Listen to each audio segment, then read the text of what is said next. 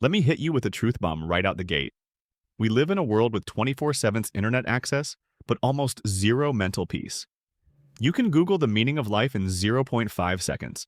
You can scroll through 100 smiling faces in 5 minutes.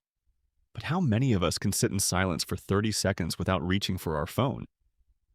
Here's the paradox. We're more informed than ever, but less centered. More connected, but more anxious. And if you're a high achiever, this inner chaos is your silent enemy.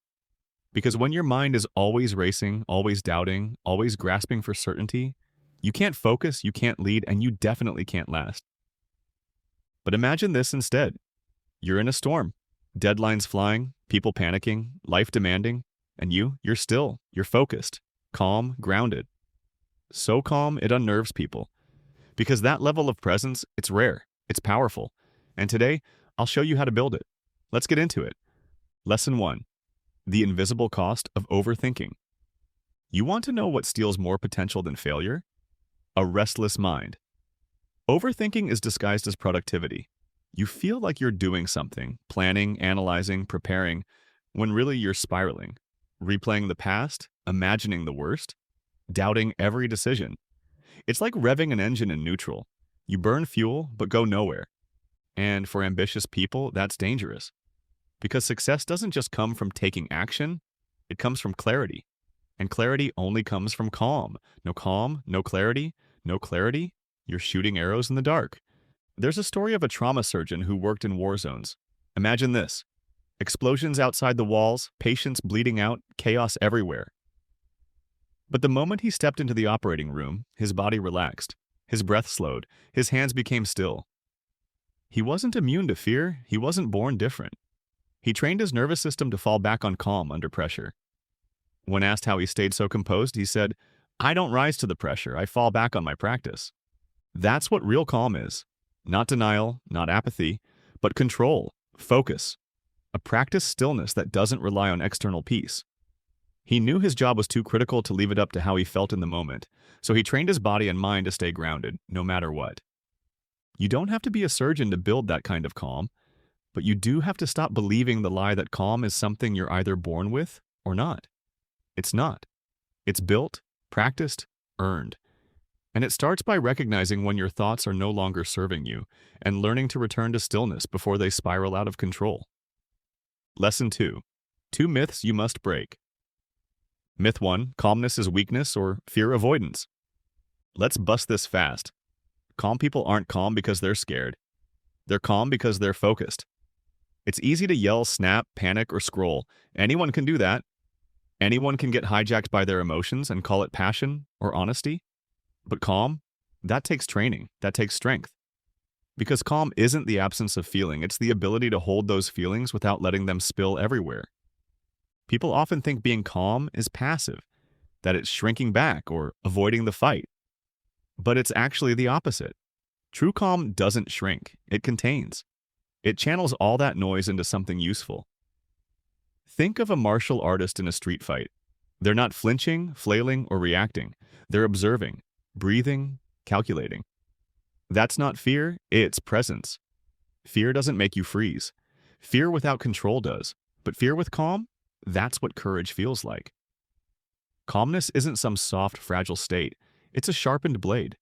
It's the space between stimulus and response, where you actually get to choose how you show up. So the next time someone tells you to calm down as if it's weak, remember, they're probably reacting while you're regulating. And that difference? That's power. Myth 2. People think they're being calm when they're actually just numb. Here's the second trap. Numbing does not equal calm. Some people confuse emotional shutdown with tranquility. They think being unbothered means they're healed. That silence means strength, but shutting off your feelings isn't calm. That's avoidance. That's your nervous system tapping out. Real calm isn't cold. It isn't checked out.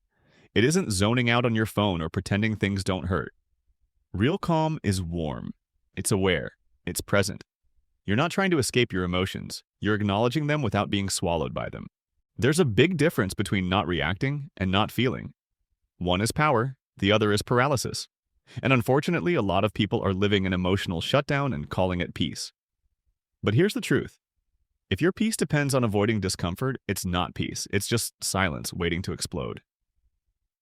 Calm is not the absence of intensity. It's the ability to meet intensity with groundedness. When you're truly calm, you're not pretending everything is okay. You're just not afraid of what isn't. And that's where healing begins. Not when you numb what hurts, but when you stay present with it long enough to let it pass through. So if you've been calm but feel disconnected, ask yourself, am I truly present or just surviving? The answer will tell you what to heal next. Lesson 3, 4 steps to break the uncalm mind loop. Now let's get tactical. If your mind is stuck in overdrive, here are 4 clear steps to slow it down and reclaim command. Step 1, interrupt the loop physically. Before you can change your thoughts, you need to change your state. Stand up, splash cold water on your face, take 5 deep breaths, drop and do 10 push-ups. Shock your system out of the spin, literally. Why? Because anxiety lives in your body just as much as your mind. You can't think your way into calm if your body thinks it's being chased. Reset the system first. Step 2, name the fear. Unspoken fear drives 90% of mental chaos. Ask yourself, what am I actually afraid of right now? Be honest. Don't stop at I'm stressed about work. Go deeper. I'm scared I'll fail and people will think I'm not enough. Boom, that's the real fear. Naming it doesn't make it worse. It disarms it. You can't fight an enemy you won't look at. Step 3, drop into the present moment. Now that you've interrupted the loop and named the fear, drop into right now. Look around you. What do you see? What can you feel in your hands? What does your breath feel like? Say this out loud. In this moment, I am safe. I have everything I need. It might sound simple, but this is one of the most powerful ways to recenter. Calm isn't about controlling the future, it's about owning the now. Step 4, make one clear move.